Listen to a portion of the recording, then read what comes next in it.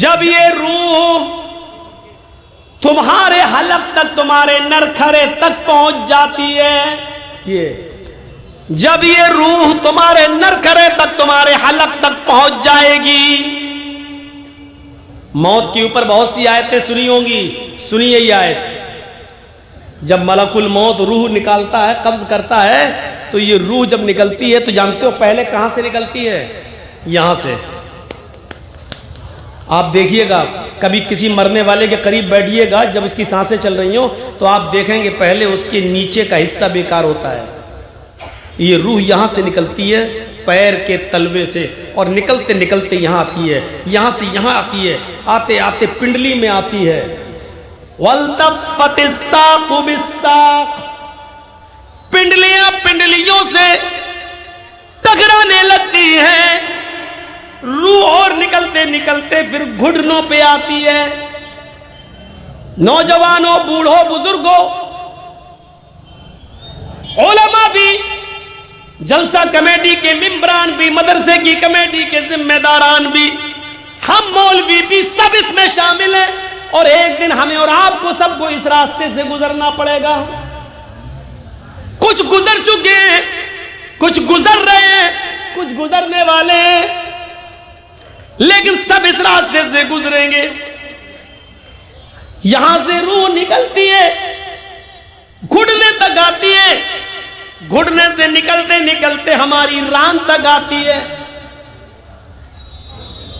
گھٹنے سے نیچے کا حصہ بیکار کمر تک پہنچتی ہے، کمر سے نیچے کا حصہ کام کرنا بند کر دیتا ہے، نکلتے نکلتے سینے تک آ جاتی ہے، سینے سے نیچے کا حصہ کام کرنا بند کر دیتا ہے، پھر یہ روح نکلتے نکلتے حلق تک آ جاتی ہے۔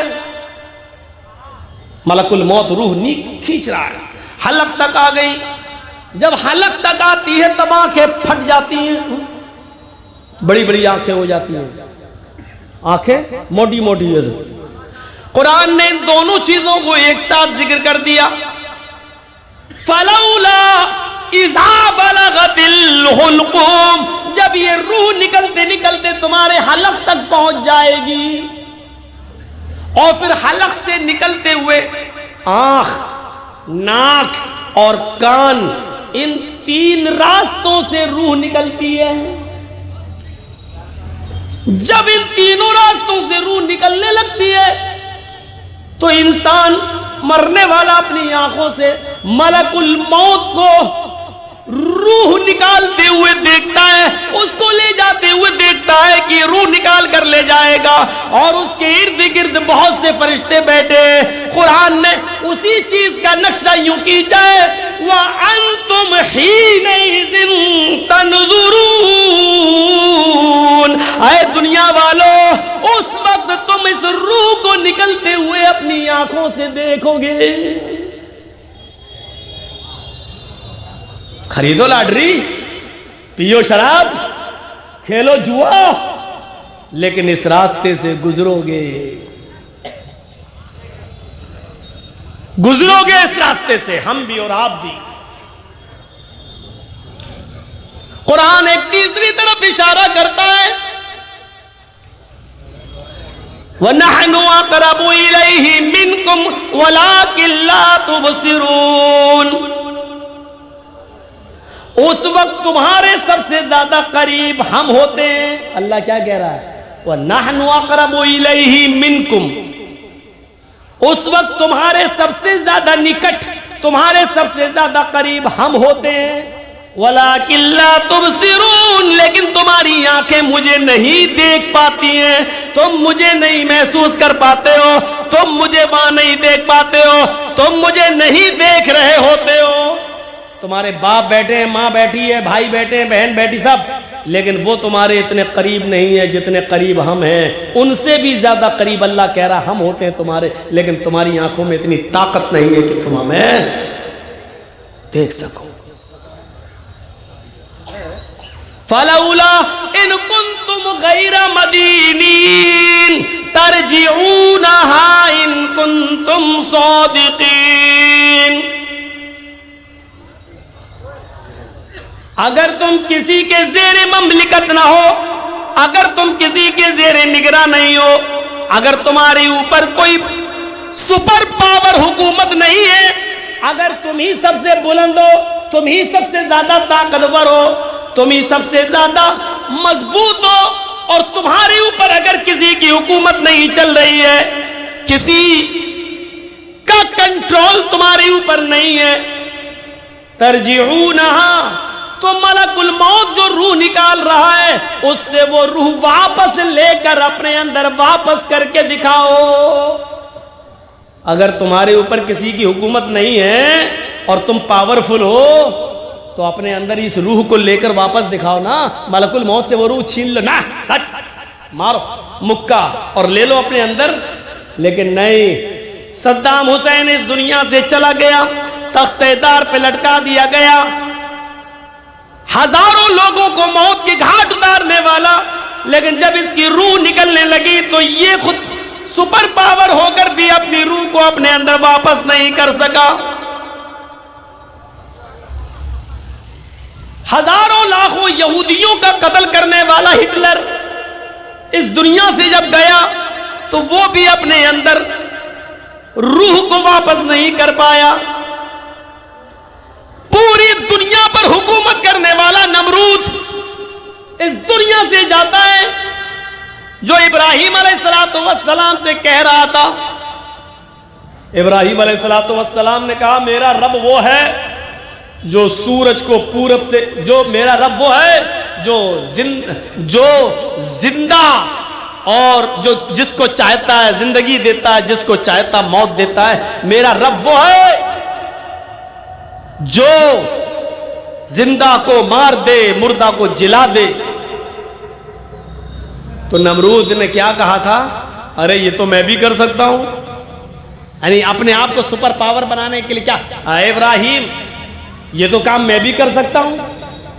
دیکھو اس نے ایک آزاد آدمی کو پکڑا اور اپنے اس کو حکم دیا کہ اس کو قتل کر دو، ایک زندہ آدمی تھا اس کو قتل کروا دیا، مار دیا۔ دیکھو ابراہیم میں نے بھی ایک زندہ کو قتل کر دیا، اور ایک آدمی کو موت کی سزا ہو چکی تھی، سنائی جا چکی تھی، اس کو قتل کرنا تھا، کہ دیکھو اس کو موت کی سزا ہو چکی ہے، یہ آج نہیں تو کل مرے گا، جاؤ میں نے اس کو بخش دیا، چھوڑ دیا، اب موت کی سزا اس کی ختم کر دی، دیکھو ایک مردہ کو میں نے زندہ بھی کر دیا۔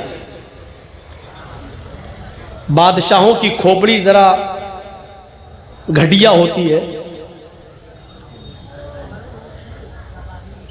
اور یہی حال نمرود کا بھی تھا۔ تو ابراہیم علیہ السلام سمجھ گئے اس کی موٹی کھوپڑی ہے، موٹی عقل ہے، یہ ایسے نہیں سمجھے گا۔ تو حضرت ابراہیم نے اس کے سامنے دوسری مثال پیش کر دی، اور دوسری مثال کیا پیش کی؟ آئے نمرود، تو نے کہا کہ میں مردہ کو جلا سکتا ہوں، زندے کو مردہ کر سکتا ہوں، ٹھیک ہے، لیکن میرا رب تو وہ ہے جو سورج کو پورب سے نکالتا ہے اور پشچم میں ڈبوتا ہے۔ اگر تو رب ہے تو پشچم سے نکال کے دکھا اور پورب میں ڈبو دے، نکال پشچم سے۔ رہ گیا ہکا بکا۔ سوال کرنے والا آدمی ہونا چاہیے نا، بڑے سے بڑے بادشاہوں کا بھی دماغ گھوم جائے گا، کیونکہ حکمرانوں کی کھوپڑیاں تھوڑی موٹی ہوتی ہیں، وہ دولت کے نشے میں نہ سوال سمجھ پاتے ہیں، نہ ان کے پاس صحیح جواب آتا ہے، اور ان لوگوں کی بھی کھوپڑیاں خراب ہو جاتی ہیں جو حکمرانوں کی دولت پر دشپرچار کرتے ہیں اور الٹا سیدھا پرچار کرتے ہیں۔ ان کو بھی صرف حکمرانوں کی طرف سے ڈالی ہوئی ہڈیاں دکھائی دیتی ہیں، بس اس کا ٹیسٹ آنا چاہیے اور کچھ نہیں۔ تو میرے بھائیوں، وہ نمرود جس نے پوری دنیا پر حکومت کی، اللہ کہتا ہے کہ اگر تمہارے اوپر کسی سپر پاور کی حکومت نہیں ہے، اگر تمہارے اوپر کوئی طاقت کام نہیں کر رہی ہے، تو پھر تم خود طاقتور ہو، اور جب تم خود طاقتور ہو تو ملک الموت سے وہ روح چھین کر اپنے اندر واپس کیوں نہیں لے لیتے؟ اگر تم سچے ہو تو قرآن کی آیت بتلا رہی ہے کہ ہر ایک انسان کو اس دنیا سے جانا ہے، ہر ایک کو گزرنا ہے، اور جس کی بھی روح نکلے گی وہ اپنی آنکھیں پھاڑے گا، اور جب آنکھیں پھٹیں گی تو ہر مرنے والا اپنی آنکھوں کے سامنے دیکھے گا، اپنی اس دنیا میں دیکھ لے گا کہ میری روح نکل رہی ہے اور ملک الموت میری روح کھینچ چکا ہے اور یہ میری روح کو لے کر جائے گا۔ جب ملک الموت روح کھینچ رہا ہوتا ہے تو مرنے والا آنکھیں پھاڑ کر ملک الموت کو روح کھینچتے ہوئے اپنی آنکھوں سے دیکھ رہا ہوتا ہے۔ یہ ہے موت کا ایک منظر جو ہر کسی کو مرنا ہے، جانا اس دنیا سے۔ کل نفس ذائقۃ الموت وانما توفون اجورکم یوم القیامہ، ہر نفس کو موت کا مزہ چکھنا ہے، اور دنیا میں تم نے جو کچھ بھی عمل کی ہے اس کو تم اپنی آنکھوں سے دیکھ لو گے۔ قیامت کے دن تمہیں اس کا پورا بدلہ دیا جائے گا، پورا کا پورا جزا و سزا اجر پورا کا پورا دیا جائے گا۔ اللہ کے نبی صلی اللہ علیہ وسلم کو بھی حکم ہوا اور اللہ کے نبی نے دنیا والوں کو حکم دیا، قل ان الموت الذی تفرون منہ فإنہ ملاقیکم، اے نبی کہہ دو، اعلان کر دو کہ جس موت سے تم بھاگ رہے ہو، جس موت سے تم بھاگ رہے ہو وہ موت تو تم سے ملاقات کر کے رہے گی، وہ موت تو تمہیں پکڑ کر رہے گی۔ موت ہر حال میں آئے گی، ملاقات کرے گی۔ اللہ نے کیا کہا؟ ملاقات کرے گی۔ ملاقات جانتے ہو کس کو کہتے ہیں؟ السلام علیکم مولانا صاحب۔ وعلیکم السلام۔ جی آپ نے مجھ سے ہاتھ ملایا، میں نے آپ سے ہاتھ ملایا، آپ نے میری آنکھوں میں آنکھیں ڈالی، میں نے آپ کی آنکھوں میں آنکھیں، آپ نے میری آنکھوں میں آنکھیں ڈالی، یہ ہے ملاقات۔ اب میں اس کا ترجمہ بدلتا ہوں اور یہ ترجمہ کرتا ہوں، قل ان الموت الذی تفرون منہ فإنہ ملاقیکم، اے نبی کہہ دو جس موت سے تم بھاگ رہے ہو وہ موت تو تمہاری آنکھوں میں آنکھیں ڈال کر رہے گی۔ یہ صحیح ترجمہ یہ ہوا، وہ موت تو تمہاری آنکھوں میں آنکھیں ڈال کر رہے گی، کوئی راستہ نہیں ہے بھاگنے کا۔ یہ ہو گیا موت۔ اب مر جانے کے بعد بھی چین ہو تب تو موت، اور موت کے بعد کی اب دوبارہ زندگی۔ دیکھیے انسان دوبارہ زندہ ہوگا، مرنے کے بعد چین و سکون نہیں ہے۔ اگر مرنے کے بعد کوئی آدمی ہمیشہ کے لیے مر جائے، کبھی دوبارہ زندگی نہ ملے تو یہ بہت اچھا ہے، سمجھ لو کہ وہ بچ گیا، لیکن ایسا ہے